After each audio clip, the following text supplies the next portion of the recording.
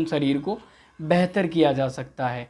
इससे बचाव के बारे में इसमें क्या इन्वेस्टिगेशन करानी चाहिए, क्या ट्रीटमेंट लेना चाहिए और क्या स्थिति इसमें देखने को मिलती है, इन सब के बारे में हम बात करेंगे। तो सबसे पहले हम बात करते हैं डायरिया है क्या। बार बार लैट्रिन या मोशन का आना डायरिया कहलाता है। अगर आपको पतला मोशन बार बार मतलब पानी जैसा आपकी टॉयलेट से बार बार आता है, टॉयलेट के रास्ते से आपको लैट्रिन पतली बार बार आती है तो उसको डायरिया कहते हैं। WHO के अनुसार यदि अगर 5 बार से अधिक या आपको बार बार जो है पतले दस्त से आते हैं तो इसको डायरिया कहते हैं।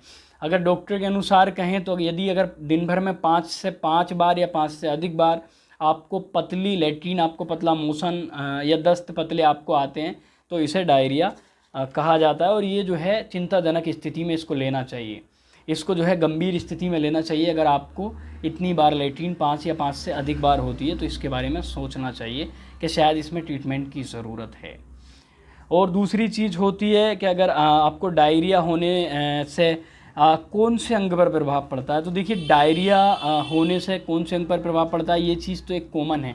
डायरिया अगर होता है तो शरीर में डिहाइड्रेशन सा होता है, डिहाइड्रेशन होता है तो पूरे शरीर में जो है इसका कई सारे शरीर के अंगों पर महत्वपूर्ण प्रभाव पड़ता है। लेकिन किडनी पर जो है इसका एक अहम प्रभाव पड़ता है, एक अहम रोल जो है डायरिया होने में किडनी जो है फेलर होने में रहता है।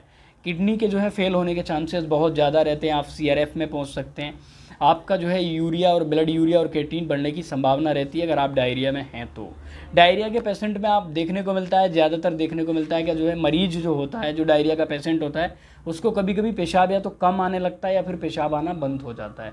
तो समझ लीजिए कि डायरिया जो है उसी स्टेज पर लेके जा रहा है, उसको शायद जो है किडनी यानी कि उसके गुर्दे में कुछ खराबियाँ होने लगी हैं। इसको जो है डायरिया की कमी के कारण भी, ये डायरिया की वजह से ही ये चीज़ गुर्दों की कमी या फिर जो है रेनल फेलर इसको कह सकते हैं, इसके कारण भी ये हो सकता है। डायरिया में क्या कमी होती है शरीर में, तो शरीर में जो है डिहाइड्रेशन सा रहता है, स्किन जो है ड्राइनेस सी रहने लगती है और जो इलेक्ट्रोलाइट होते हैं वो इम्बैलेंस होने लगते हैं। ये सारे कई सारे जो है लक्षण जो है इसमें देखने को मिलते हैं। अगर हम बात करें इसके लक्षण के बारे में तो क्या क्या लक्षण होते हैं, डायरिया को किस तरह से पहचानें, क्या लक्षण देखने को मिलते हैं डायरिया में। तो देखिए डायरिया ये होता है, ये लक्षण ज़्यादातर देखने को मिलते हैं। जैसे अगर आपको जो लैट्रिन है वो बिल्कुल पतली पानी टाइप की आती है और लैट्रिन में कभी कभी खून भी जाता है। लैट्रिन पानी जैसी आएगी, लैट्रिन में खून जाएगा, आपके पेट में दर्द रहेगा, आपके पेट में ऐंठन रहेगी, उल्टी भी हो सकती है, उल्टी जैसा मन आपको रहेगा, डिहाइड्रेशन सा रहेगा, आपके जो इलेक्ट्रोलाइट हैं वो इनबैलेंस हो जाएंगे, स्किन जो है वो ड्राइनेस न लगेगी, नोज़िया, वोमिटिंग, ये चीज़ें जो है प्रेजेंट लगती हैं, इसके लक्षण होते हैं। अच्छा डायरिया क्यों होता है, तो डायरिया होने के भी कई सारे कारण हैं। या तो इन्फेक्शन के कारण, बैक्टीरिया वायरस के कारण भी आपको डायरिया हो सकता है। आपको जो है फूड पॉइजन अगर हुआ है उसके कारण भी आपको डायरिया हो सकता है। टॉक्सिन्स के कारण भी आपको जो है डायरिया हो सकता है। कोलोन में अगर कभी देखने को मिलता है, कोई पेशेंट ऐसे होते हैं जिनके कोलोन में जो है कैंसर हो जाता है या फिर कोई और दिक्कत हो जाती है, उसके कारण भी आपको डायरिया होने लगता है। एक्यूट डायरिया और जो है क्या कहते हैं मैं बात करूँ डायरिया होता कितने प्रकार का, तो देखिए डायरिया कई तरह के होते हैं। डायरिया की बात करें तो एक्यूट डायरिया होता है, क्रोनिक डायरिया होता है, ट्रैवलर डायरिया होता है और क्या बोलते हैं समर डायरिया, इमोशनल डायरिया, तो कई तरह के डायरिया होते हैं। हम बात करें ट्रैवलर डायरिया, तो देखिए जिस तरह से आप इंडिया में रहते हैं, इंडिया के बाहर अगर आप कहीं की ट्रैवलिंग करते हैं या फिर अपने जो है देश, अपनी वेशभूषा से अलग आप किसी और जगह की जो है ट्रैवलिंग करते हैं, आप वहाँ पर कुछ खाना खाते हैं या फिर कुछ पानी पीते हैं, तो उनके कारण भी जो बैक्टीरिया होते हैं, फिर जो इन्फेक्शन होता है या फिर जो है आपको फूड पॉइजन होने की वजह से ट्रैवलर में जो है जो डायरिया हो जाता है उसको ट्रैवलर्स डायरिया कहते हैं। तो डायरिया से बचाव के कई सारे लक्षण हैं। एक तो वायरल इन्फेक्शन जैसी जगहों से दूर रहना चाहिए और जो है क्या कहते हैं इसके आपको फूड पॉइजन, ऐसी चीज़ें नहीं लेनी चाहिए जिनसे फूड पॉइजन हो।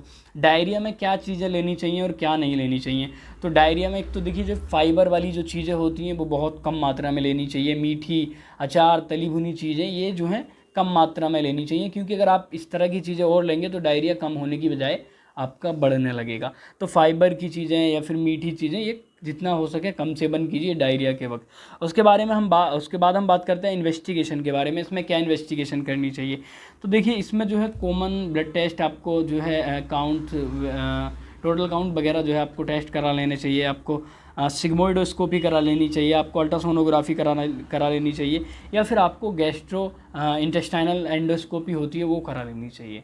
कई तरह की चीज़ें आप लोगों को करा लेनी चाहिए।